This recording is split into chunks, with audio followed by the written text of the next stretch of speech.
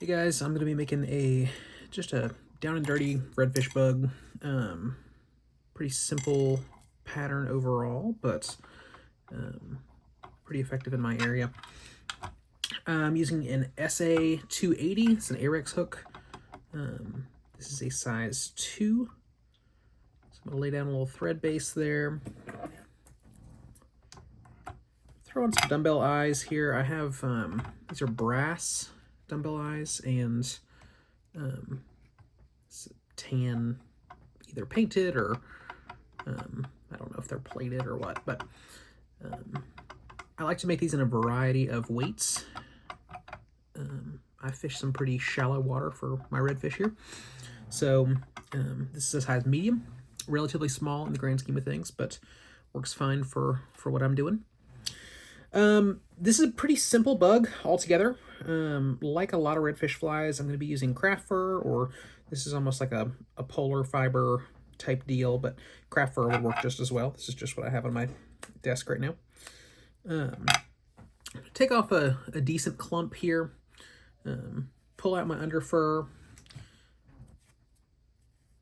Take off any super long pieces here. This is going to be kind of the horn of the shrimp pattern.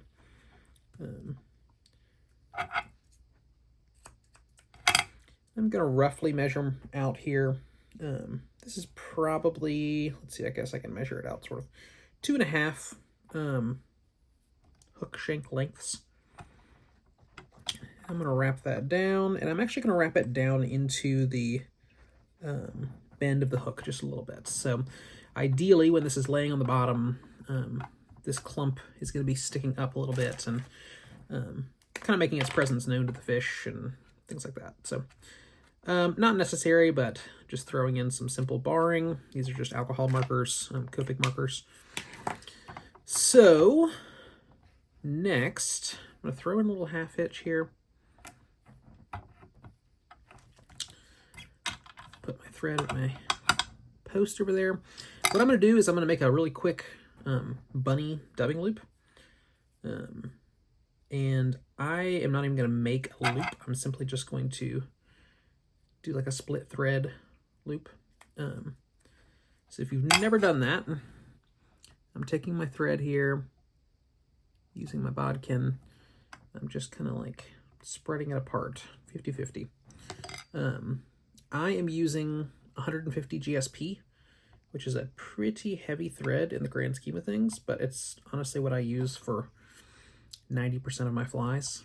So I want to make sure that I have that lined up right. Good, put it back in my thread post, and I'm just going to spin this up.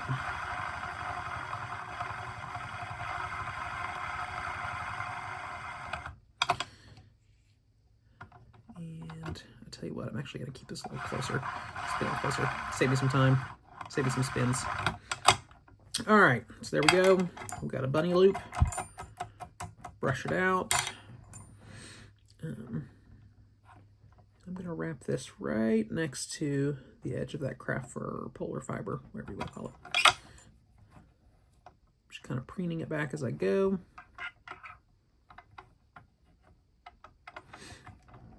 There we go. So that just adds a little bit of movement there. I like to not have the hide of these just because they add some weight. They're a little bit bulky. That's a really nice way for me, in my opinion, to add in that, that extra movement, that extra color. Not necessary, but I like to add just like 2 wraps of polar chenille. It's just a personal preference for our fishery here. I'm fishing some water that's going to be relatively, I've got bunny all over my face now, relatively muddy water at times, and then some it's going to be really clean. So similar to the weight, I like to have a little bit of variety so that I can be prepared for whatever is showing up that day, or what part of the fishery I'm kind of at. Not my prettiest tie off here, so you'll have to bear with me. I'm distracted by all the bunny in my nose. So like I said, just like 2 or 3 quick wraps, and then I'm going to kind of preen that back and wrap back. All right, throw in a little half hitch again. Go over here and find some rubber legs. I'm actually going to throw olive on these. I do all sorts of different color combinations, but tan and olive and rust and things like that are pretty much always go-tos, and sometimes blending them together isn't a bad idea.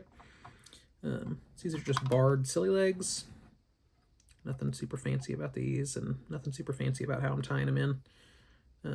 I want them to be at least as long as the craft fur piece that we tied in. What I'm going to do is just clip these back just so they're out of the way, but ultimately they'll get trimmed down to the length of the craft fur. Once again, personal preference, not at all necessary. I make a bunch of shrimp eyes for myself. You can buy them pre-made, which is a much better option unless you're cranking out a lot of these flies. Mine are just made out of mono. So you can see those right there. By no means do you need to make these to catch fish, but I simply just fish flies that have eyes harder, personally. And I'd rather up my confidence in a pattern, even if it just means I'm taking a little bit of extra time to tie it. So I like to tie these in now and not earlier because I want them to flare out a little bit. So now that we've built up some material, it allows me to tie these in and they just kind of naturally poke out.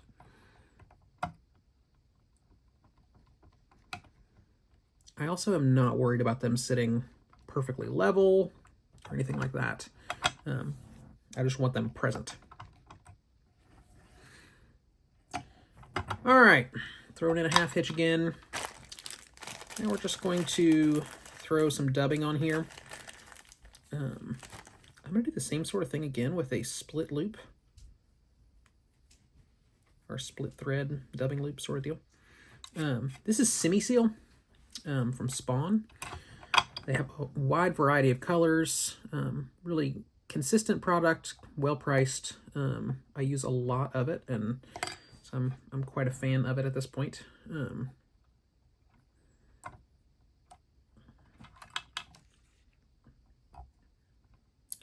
So once again, kind of spread this out.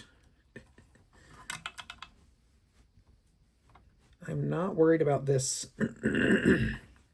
looking perfect or being really perfectly spread or anything like that. I'm just trying to apply this material to the fly in a way other than a dubbing noodle.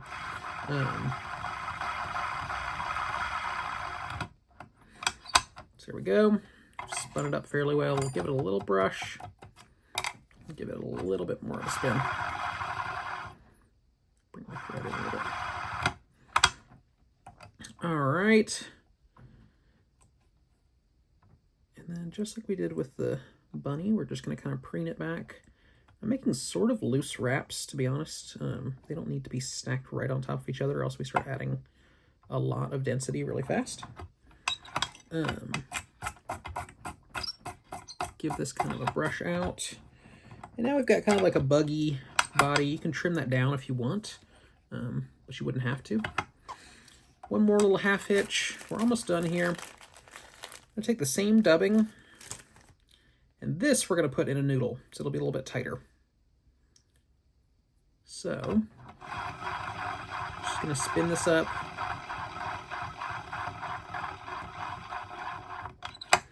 The idea here is just that I'm going to cover up and wrap around these dumbbell eyes a little bit and then tie off. So we're almost just covering up that thread. I'm going to whip finish here at the end. Nothing fancy about that. You're welcome to use a tool or whip finish by hand.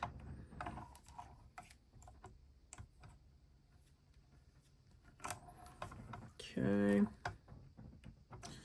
Cinch that down real well. Return your bobbin to your thread post. I'll give this a little brush out.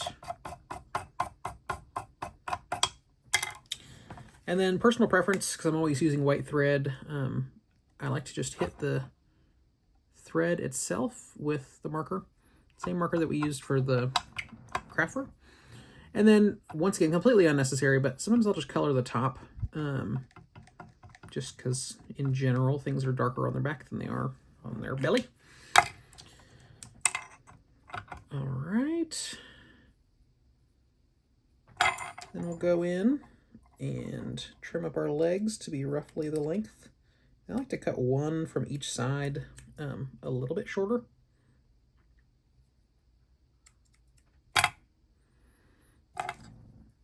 Get our bunny situated on the correct side of the hook here. And I'll put it in this way just so we can see it a little bit easier. But there's our down and dirty shrimp pattern. Sometimes when we use these markers, the craft fur sticks together. It doesn't look as fluffy as it will in the water. You can just run your comb through that if you want. So there's our shrimp pattern.